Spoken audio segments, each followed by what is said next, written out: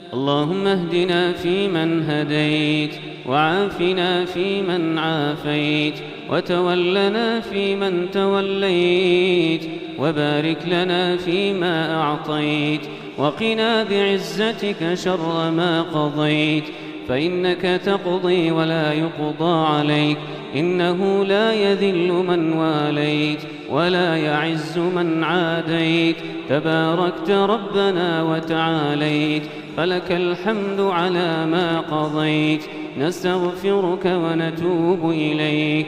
اللهم يا خفي الألطاف نجنا وعافنا مما نحذر ونخاف، فانصرنا على القوم الكافرين.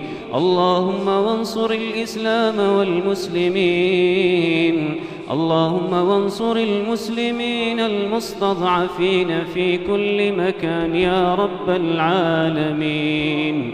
اللهم اجعلنا ووالدينا من عتقاء شهر رمضان، اللهم اجعلنا ووالدينا من عتقاء شهر رمضان، اللهم اجعلنا ووالدينا من عتقاء شهر رمضان. لا إله إلا أنت سبحانك إنا كنا من الظالمين، لا إله إلا أنت سبحانك إنا كنا من الظالمين. ربنا اصرف عنا عذاب جهنم إن عذابها كان غراما، إنها ساءت مستقرا ومقاما. ربنا آتنا في الدنيا حسنة وفي الآخرة حسنة وقنا عذاب النار.